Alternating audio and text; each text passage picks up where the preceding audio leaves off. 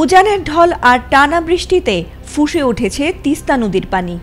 লালমনিরহাটের হাতীবান্ধায় তিস্তা ব্যারেজ পয়েন্টে বিপদসীমার উপর দিয়ে প্রবাহিত হচ্ছে নদীর পানি, আর তাতে উত্তরাঞ্চলে আবারও দেখা দিয়েছে বন্যার আশঙ্কা। পরিস্থিতি মোকাবেলায় রেড অ্যালার্ট জারি করেছে পানি উন্নয়ন বোর্ড। একই সঙ্গে স্থানীয়দের সতর্ক করতে ব্যারেজ এলাকায় শুরু হয়েছে মাইকিংও। রোববার দিনের শুরুতে নদীর পানি ছিল বিপদসীমার নিচে, কিন্তু বিকেলের দিকে হঠাৎ উজানের ঢল নামতে থাকলে দ্রুত বাড়তে থাকে পানির পরিমাণ, আর সন্ধ্যার পর তা উঠে যায় বিপদসীমার উপরে। উজানের পাহাড়ি ঢল ও টানা বৃষ্টিতে তিস্তা নদীর পানি ইতোমধ্যেই বিপদসীমার 10 সেন্টিমিটার ওপর দিয়ে অতিক্রম করেছে। মাত্র কয়েক ঘন্টার ব্যবধানে এভাবে পানির এমন দ্রুত বৃদ্ধি প্রশাসনের কপালে চিন্তার ভাঁজ ফেলেছে।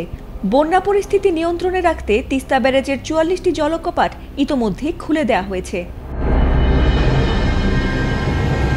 ডালিয়া পয়েন্টে পানির প্রবাহ রেকর্ড করা হয়েছে 52.25 সেন্টিমিটার। এদিকে তিস্তার পানি দ্রুত বাড়তে থাকায় হাতীবান্ধা, কালীগঞ্জ ও আদিতমারির নিম্নাঞ্চলগুলোতে পানি ঢুকতে শুরু করেছে। সকাল থেকে অব্যাহত পাহাড়ি ঢল ও ভারী বর্ষণে নদীর পানি বাড়তে থাকায় রাস্তাঘাট ডুবে গেছে, আর ডুবে গেছে ঘরবাড়ি ও ফসলি জমিও। তাতে এবার পানিবন্দী হয়ে পড়েছে চরাঞ্চলের শত শত পরিবার।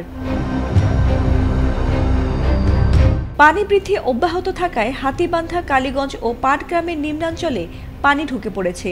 এরই মধ্যে ডালিয়া ব্যারেজ এলাকায় রেড অ্যালার্ট ঘোষণা করেছে পানি উন্নয়ন বোর্ড। মাইকিং করে স্থানীয়দের সতর্ক করা হচ্ছে, প্রয়োজন হলে আশ্রয় কেন্দ্রে যেতে বলা হয়েছে। ফাতিমা সুলতানা, এটিএন বাংলা।